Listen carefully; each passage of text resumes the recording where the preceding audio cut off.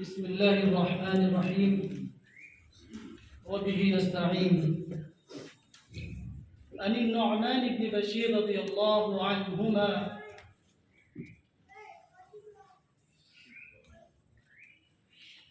عن النعمان بن بشير رضي الله عنهما عن النبي صلى الله عليه وسلم قال: مثل القائم على حدود الله والواقع منها كمثل قوم استهموا على سفينة فصار بعضهم أعلاهما وبعضهم أسفلها، فكان الذين في أسفلها إذا استقوا من الماء مروا على من فوقهم فقالوا إنا خرقنا من نصيبنا خرقا ولم نؤت من فوقنا، فإن يتركوهم وما أرادوا هلكوا جميعا، وإن أخذوا على أيديهم نجوا ونجوا جميعا.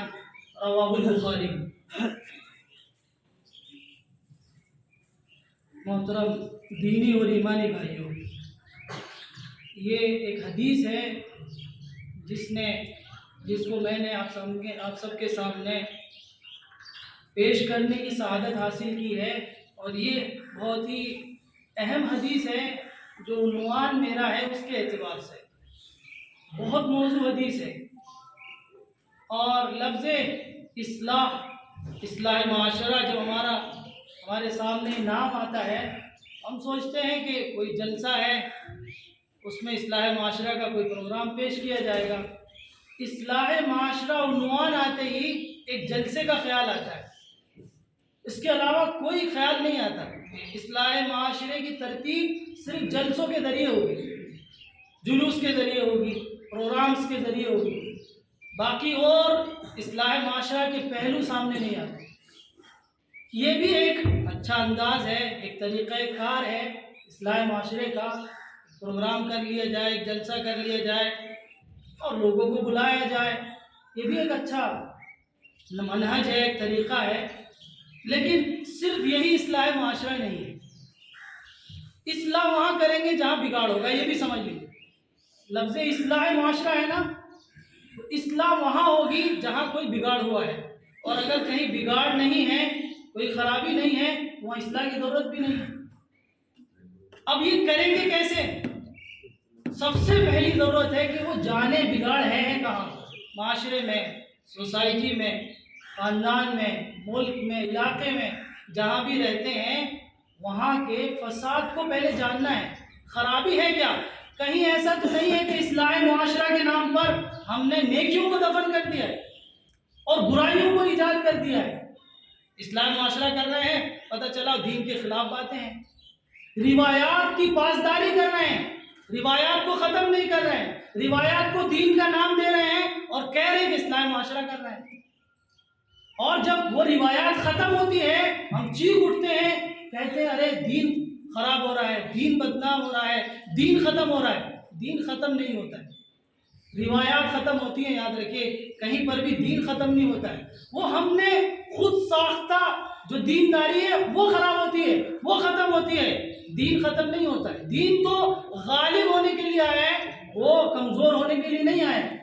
جہاں کمزور پڑی ہے، ہماری روایات کمزور پڑی ہیں، دین کمزور نہیں پڑا ہے. تو اس حوالے سے تو یہ بات ہم ذہن نشی کریں کہ اصلاح کے لیے ضروری ہے کہ پہلے اس بگاڑ کو جان لیں جہاں ہمیں اصلاح کریں.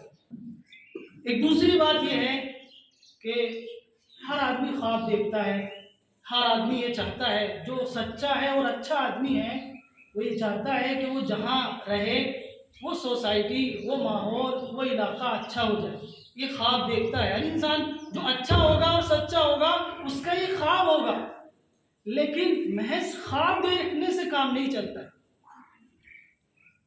خواب دیکھنے سے خواب پورے نہیں ہوں گے جب تک ان کے ساتھ مکمل وابستگی نہ ہو. خواب دیکھنے چاہیے، اچھے سے اچھا خواب دیکھنا چاہیے اور بڑا خواب دیکھنا چاہیے. اس لیے کہ خواب دیکھنے کے پیسے تو لگتے نہیں. دو چیزوں میں کنجوسی نہیں کرنی چاہیے آدمی کو، ایک اللہ سے مانگنے میں اور ایک خواب دیکھنے میں. جب کوئی خواب دیکھتا ہے تو تبھی تو اس میں رنگ بھرے گا. اور جس کا کوئی خواب ہی نہ ہو، جس کی کوئی آرزو ہی نہ ہو، جس کی کوئی تمنا ہی نہ ہو، جس نے کچھ سوچا ہی نہ ہو، کیسے اللہ تعالیٰ اس کو موقع دے گا، راستہ دے گا؟ کیسے اس کے لیے حالات بنائے؟ نہیں بنا۔ جو خواب دیکھتے ہیں انہی کے خواب پورے ہوتے ہیں۔ تو نبی صلی اللہ علیہ وسلم نے بھی ایک خواب دیکھا۔ کیا خواب؟ میں ان انسانوں کو ایک اللہ کے آگے جھکا دوں گا۔ یہ اس دور میں جب نبی صلی اللہ علیہ وسلم نے پیش کیا تھا تو آپ نے دیکھا کہ لوگوں نے یہ تو نہیں کہا ہوگا فوراً کہ ہاں آپ تو کر لیں گے، ماشاءاللہ بہت اچھا، ایسا نہیں کہا۔ جب لوگ خواب دیکھنا شروع کرتے ہیں نا تو لوگ پاگل کہتے ہیں۔ آپ دیکھ لیجیے جنہوں نے بھی خواب دیکھے ہیں ان کو پاگل کہا گیا ہے، مجنون کہا گیا ہے۔ یہ کون سی دنیا کی بات کرتے ہیں؟ آپ ذرا سوچ کے دیکھیے، جس نے یہ پہلی بار کہا ہوگا کہ میں انسانوں کو آسمان میں اڑا دوں گا، میں ہوا کو آسمان میں اڑا دوں گا، میں لوہے کو آسمان میں اڑا دوں گا، تو کیا اس کے معاشرے کے لوگوں نے اس کا استقبال کیا ہوگا؟ نہیں، آپ بہت اچھا کہہ رہے ہیں، آپ تو کر لیں گے۔ ارے کہاں بیوقوف، کون سی دنیا کی باتیں کر رہے ہو؟ جو لوگ سچے اور اچھے ہوتے ہیں، جو خواب دیکھتے ہیں، ان کے سامنے چنوتیاں ہوتی ہیں، ان کے سامنے چیلنجز ہوتے ہیں، ان کے سامنے حالات ہوتے ہیں۔ دیکھیے امت مسلمہ نہ پہلے مردہ تھی نہ آج مردہ ہے، اس لیے کہ اس کا زندہ ثبوت یہ ہے کہ اگر آپ مردہ ہوتے کوئی نہیں چھیڑتا آپ کو، کوئی پریشان نہیں کرتا آپ کو۔ آپ میں زندگی ہے تبھی تو لوگ آپ کا سامنا کر رہے ہیں۔ اور ایک بنیادی بات یہ ہے کہ جس طور پر امت مسلمہ کو ٹارچر کیا جا رہا ہے، نشانہ بنایا جا رہا ہے، قدم قدم پر ان کی نگرانی کی جا رہی ہے، اگر کوئی دوسری قوم ہوتی اب تک فنا ہو گئی۔ یہ امت مسلمہ جو ڈٹی کھڑی ہے، جو لڑ رہی ہے، جو چیلنج کا مقابلہ کر رہی ہے، کس محاذ پہ امت مسلمہ کو مسائل کا سامنا نہیں ہے؟ دنیا میں واحد قوم صرف امت مسلمہ ہے جس کو 4 جانی مسائل ہیں، ایک طرف کی بات نہیں ہے، چاروں طرف حملے ہیں۔ کوئی دنیا کی کوئی دوسری قوم ہوتی نا، نام و نشان مٹ جاتا اس کا۔ اور اس امت کو کوئی برباد نہیں کر سکتا، کوئی تباہ نہیں کر سکتا۔ اگر یہ امت تباہ ہونا نہ چاہے، یہ خود ہی برباد ہونا چاہے، تباہ ہونا چاہے، تو کوئی روک نہیں سکتا۔ اللہ تعالیٰ اس امت کے ساتھ ہے جب تک یہ امت خود کو بربادی سے بچائے ہوئے۔ تو یہ جو عنوان ہے، اور میں نے حدیث پڑھی ہے کہ نبی صلی اللہ علیہ وسلم نے انسانی معاشرے کو ایک جہاز سے تشبیہ دی ہے۔ ایک جہاز ہے، اس میں 2 طبقے ہیں، ایک اوپر ہے ایک نیچے ہے۔ اب یہ فیصلہ کرنا مشکل ہے کہ اوپر کون رہے اور نیچے کون رہے، تو ایک قرعہ ڈالا گیا۔ ایک جائز کام کے لیے جس میں فیصلہ کرنا مشکل ہو کس کو یہ دیا جائے تو اس میں قرعہ ڈالا جاتا ہے۔ اس کو اسلام میں کہا گیا ہے یہاں پر کہ انہوں نے اس کشتی میں رہنے کے لیے قرعہ اندازی کی۔ اس میں سے کچھ لوگ ہیں جو اوپر کے درجے میں ہیں اور کچھ لوگ ہیں اس جہاز میں جو نیچے ہیں۔ اوپر والے اوپر سے پانی لیتے ہیں، نیچے والے وہ بھی اوپر جاتے ہیں اور پانی لیتے ہیں۔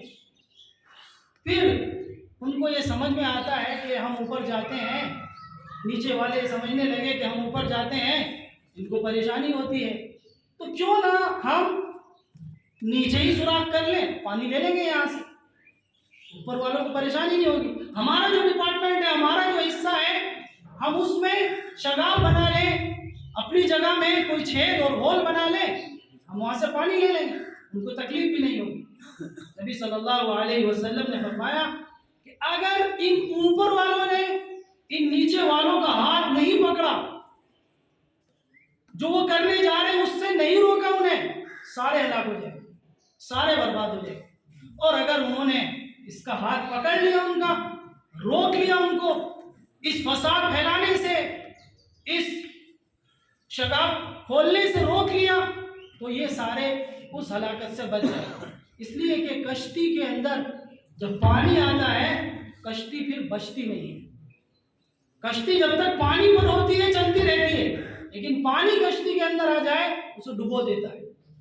یہ ہمارے معاشرے کی ایک تصویر نبی صلی اللہ علیہ وسلم نے پیش کی اور فرمایا کہ مثل قائم علی حدود اللہ والواقع منہا کمثل قوم، کہ جو اللہ کی حدود کی پاسداری کر رہا ہے، اللہ کے احکامات کی پابندی کر رہا ہے، اللہ کی تعلیمات پر چل رہا ہے، وہ اور جو اللہ کی ان حدود کو پامال کر رہا ہے، اس کی مثال ایسی قوم کی ہے جس کا نقشہ میں نے آپ کے سامنے ابھی جہاز کی شکل میں پیش کیا ہے۔ تو معاشرے میں دو طرح کے لوگ ہوں گے، ایک وہ ہوں گے جو دین پر قائم ہیں، صحیح دین کو لیے ہوئے ہیں، صحیح دین کی تبلیغ کر رہے ہیں، امر بالمعروف اور نہی عن المنکر کرتے ہیں، لوگوں کو برائی سے روکتے ہیں، اور ایک وہ ہیں جو فساد پھیلا رہے ہیں، بگاڑ مچا رہے ہیں۔ یہ دونوں قسم کے لوگ معاشرے میں رہیں گے، پہلے بھی تھے، اب بھی ہیں اور آئندہ بھی رہیں گے، لیکن مسئلہ ان کا ہے جو اس بگاڑ کو روکنے والے ہیں۔ دیکھیے، میں نے شروع میں کہا تھا کہ بگاڑ کو وہی لوگ روک سکتے ہیں جو بگاڑ کو جانتے ہوں اور خود بگڑے ہوئے نہ ہوں۔ جو خود بگڑا ہوگا وہ کبھی بگاڑ کو دور نہیں کر سکتا۔ جو یہ خواب دیکھتا ہے معاشرے میں کہ لوگ ایک دوسرے سے محبت کریں، لوگ ایک دوسرے سے پیار کریں، لوگ ایک دوسرے کی عزت و احترام کا خیال کریں، لیکن اس کا خود کا عمل یہ ہے کہ وہ لوگوں کی عزتوں کا خیال نہیں رکھتا، آپ ذرا بتائیے وہ کیسے یہ خواب اپنا پورا کر سکتا ہے؟ جو لوگوں کو عزت دینا نہ جانتا ہو وہ کس منہ سے لوگوں سے عزت مانگتا ہے؟ جو لوگوں کا خود خیال نہیں رکھ سکتا وہ کیسے اپنا خیال رکھنے کو کہتا ہے؟ جو خود احترام نہیں کر سکتا لوگوں کا وہ کیسے اپنا احترام مانگتا ہے؟ اس لیے آپ نے فرمایا کہ جو اللہ کی حدود پر قائم ہوگا، اللہ کی حدود کی پاسداری کرنے والا ہوگا، وہی کسی غلط کام کرنے والے کا ہاتھ پکڑ سکے گا۔ نہیں تو کس منہ سے ہاتھ پکڑے گا کہ تم غلط کر رہے ہو، تم رانگ وے پر جا رہے ہو؟ وہی آدمی پکڑ سکتا ہے جو رائٹ وے پہ، جو سیدھے راستے پر خود ہو۔ تو پہلے اپنی اصلاح، چینج لانا ہے، اپنی ذات میں پہلے لانا ہوگا، تب معاشرے میں چینج آئے گا۔ اور اگر جو آدمی اپنی ذات میں چینج نہیں لا سکتا وہ معاشرے میں ذرہ برابر اثر انداز نہیں ہو سکتا۔ تو پہلے اپنی ذات سامنے ہو، ہم اپنے اندر پہلے تبدیلی کریں۔ جب اپنے اندر تبدیلی ہوگی تو پھر اسے اپنا گھر بھی نظر آئے گا، پھر دوسرا دائرہ ہے اس کے اپنے گھر کا۔ جو گھر میں اسلام کو نافذ نہیں کر سکتا وہ محلے میں کیسے نافذ کر سکتا ہے؟ اپنے گھر کا خیال کرے، پھر اپنے علاقے کا خیال کرے، اپنے گاؤں کا خیال کرے، پھر اپنے اسٹیٹ کا خیال کرے، لیکن پہلے نمبر پر اسے اپنا خیال کرنا ہوگا۔ جو برائیاں ہیں اپنے اندر پہلے اسے خود کو دور کرنا ہے، تب اس کے خواب پورے ہوں گے، تب معاشرہ خوبصورت ہوگا، یہ چمن بنے گا، نہیں تو پورا نہیں ہو سکتا، کبھی بھی پورا نہیں ہوگا۔ برائیاں جب آغاز میں ہوتی ہیں نا، اگر ہاتھ پکڑ لیں ان کا تو وہ دب جاتی ہے۔ جیسے سمندر میں کشتی ہے، جس وقت وہ اس کی تلی میں چھید کر رہے ہیں، اگر اوپر والوں نے اس کا ہاتھ پکڑ لیا تو بچ جائے گی، اور اگر اس نے وہ معمولی سا بھی چھید کر دیا اس کشتی میں، اس جہاز میں، دھیرے دھیرے پانی اتنا ہوگا روکنا مشکل ہو جائے گا۔ تو جس وقت برائی کر رہے ہیں لوگ، اس وقت ان کو برائی سے روکنا ذمہ داری ہے، لیکن برائی سے روکنے کے لیے ہمیں نبی صلی اللہ علیہ وسلم کی سیرت کو جاننا چاہیے۔ ہم دیکھیں دنیا میں رہتے ہیں، اپنی چیزوں کو ہر اعتبار سے خوبصورت بنا کے پیش کرتے ہیں، نت نئے طریقے ایجاد کرتے ہیں۔ آج کل موبائل کا دور ہے، آپ دیکھیے آدمی چاہتا ہے اچھے سے اچھا اس کا فوٹو آئے، کشمیر جائے تو ایک سے ایک فوٹو لاتا ہے، ویڈیو بناتا ہے، ہر چیز میں اپنے کو بہتر سے بہتر پیش کرنے کی کوشش کرتا ہے اور مختلف طریقے ڈھونڈتا ہے۔ یہ ہمیں اسلام کے تعلق سے کیا ہو گیا ہے؟ گھسا پٹا ایک ہی طریقہ، ایک ہی زبان، ایک ہی اسٹائل، ایک ہی اسلوب، اس میں ہم نئے طریقے کیوں ایجاد نہیں کرتے؟ نبی صلی اللہ علیہ وسلم کی زندگی دیکھیے، مکہ میں 13 سال ہے، آپ ایک طریقہ نہیں بتا سکتے کہ آپ نے ایک ہی طریقہ اختیار کیا دعوت کا، کہ بس ایک ہی سٹائل ہے، ایک ہی اسلوب ہے، سب کو اسی سے ہاں کریں۔ نہیں، اصلاح معاشرے کے لیے بھی ضروری ہے کہ جہاں ہم ایک پروگرام کرتے ہیں، جلسہ کرتے ہیں، وہاں دوسری چیزوں کو بھی اہمیت دیں. نبی صلی اللہ علیہ وسلم نے دعوت دی, گھر پہ بلایا اپنے خاندانی رشتہ داروں کو, دعوت کرنے کے بعد ایک پیغام دیا. یہ بھی ایک طریقہ ہے آپ کی دعوت کا. پھر اس کے بعد وہی صفحے پہ چڑھ کر آپ نے اس وقت کی بڑی میڈیا کا استعمال کیا. پھر اس کے بعد گھر گھر جا کر آپ نے دعوت و تبلیغ کا کام کیا. مکہ کے 13 سال ایک دن بھی کوئی یہ نہیں بتا سکتا کہ آپ نے دعوت سے چھٹی کی ہو, ایک دن بھی نہیں بتا سکتا. یہ 2 ڈی ہیں جن کو یاد رکھنے کی ضرورت ہے حالات کو بدلنے کے لیے. خاموشی سے, مولانا مودودی علیہ الرحمٰن نے اس زمانے میں کہا تھا کہ مسلمانوں کو خاموشی سے کام کرنے کی ضرورت ہے, لیکن ان کی وہ سمجھداری سمجھ میں نہیں آئی. لوگوں شور مچایا, ہنگامہ کیا, ہوا کچھ نہیں. پھر وہی کرنا پڑے گا. خاموشی سے اپنا کام کرتے رہے, کوئی کچھ نہیں بگاڑ سکتا, اور بگاڑے گا اللہ کے یہاں تو سرخرو ہوں گے. آپ دیکھیے جہاز میں سوار ہیں تو جو جہاز میں چھید کرنے والوں کو روک رہے ہیں, پھر بھی جہاز ڈوب جاتا ہے, تو ہمارا نام کس میں شامل ہوگا؟ بچانے والوں, روکنے والوں میں. تو ہمارا انجام جب اللہ اٹھائے گا قیامت میں اچھے لوگوں کے ساتھ کرے. لیکن اگر کشتی ڈوبنے دی ہم نے, ہمارے چہرے پر بل نہیں پڑا, ہم نے انہیں نہیں روکا, تو ہمارا بھی نام انہیں میں شامل ہوگا, اصلاح کرنے والوں میں شامل نہیں ہوگا. بگاڑ کو دیکھ کر خاموش رہے, کفر و شرک پھیلتا رہا, خاموش رہے. دنیا کی سب سے بڑی برائی تو شرک ہے. شرک کے ساتھ تو کوئی اصلاح نہیں ہو سکتی, کوئی تبدیلی نہیں آ سکتی. پھر کیسے ہم گوارا کر رہے ہیں کہ لوگ کفر و شرک پر رہیں, کفر و شرک کے ساتھ مر جائیں؟ تو اگر ہم بچانے والوں میں ہیں اور پھر ہماری شہادت ہو جاتی ہے, لوگ مار دیتے ہیں, تو انجام اچھے میں ہوگا. بچانے والوں میں ہوگا کشتی کو, ڈبونے والوں میں انجام نہیں ہوگا ہمارا. اگرچہ ہم ڈوب گئے ہیں, ہلاک ہو گئے ہیں, لیکن چونکہ ہم نے تو روکا تھا, ہم نے تو اصلاح کی کوشش کی تھی, تو اچھے لوگوں میں, نجات پانے والوں میں, کامیابی حاصل کرنے والوں میں ہمارا نام ہوگا. یہ اصلاح معاشرہ کا کام کریں گے کون لوگ؟ کن کے اندر یہ فکر جاگوزی ہوتی ہے؟ آپ دیکھیے جو نبی صلی اللہ علیہ وسلم کے سچے پیروکار ہیں اور نبی کے درد کو سمجھتے ہیں, کڑھن کو سمجھتے ہیں, ان کے اندر یہ تڑپ پیدا ہوتی ہے کہ معاشرے میں اصلاح کا کام ہونا چاہیے. جن کو نبی سے سچا لگاؤ ہے, ان کے درد کو محسوس کرتے ہیں, ان کے کرب کو محسوس کرتے ہیں, وہ لوگ اس کی فکر کرتے ہیں. اور کون لوگ ہیں جو اصلاح کی فکر کرتے ہیں؟ جو آخرت میں اللہ کے یہاں اونچا مقام حاصل کرنا چاہتے ہیں, جو بہتر سے بہتر انداز میں اللہ کے یہاں پہنچنا چاہتے ہیں, ان کو یہ فکر ہوتی ہے کہ اصلاح ہونی چاہیے. گھر میں اصلاح, معاشرے میں اصلاح, خاندان میں اصلاح, علاقے میں اصلاح, وہ چاہتے ہیں.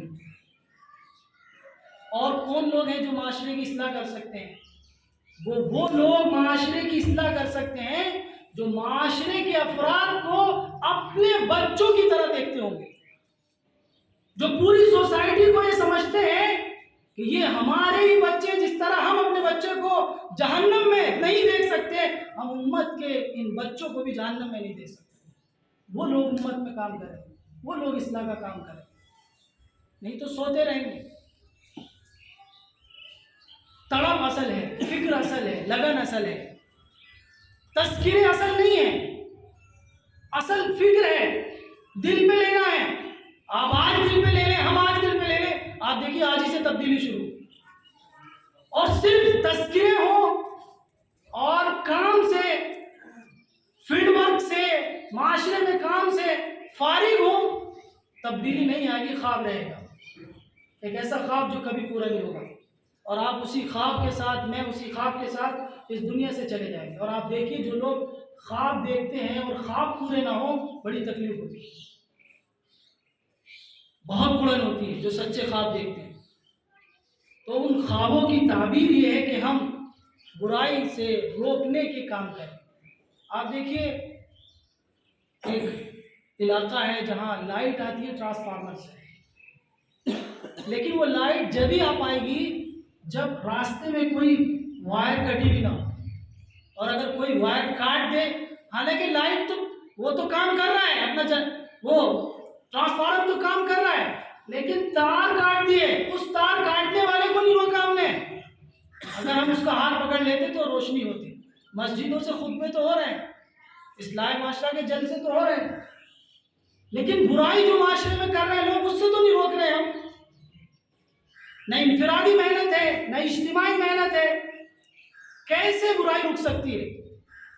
ہم خود برائی سے نہیں روک رہے ہیں، کیسے دوسروں کو روک سکتے ہیں؟ تو اس لیے ضرورت اس کی ہے کہ ہم اصلاح کا کام اپنی ذات سے شروع کریں، آج سے، ابھی سے شروع کریں، اور جائزہ لیں اپنا کہ کہاں کہاں کمی ہے، کس کس ہمارے عمل میں کمی ہے، کوتاہی ہے۔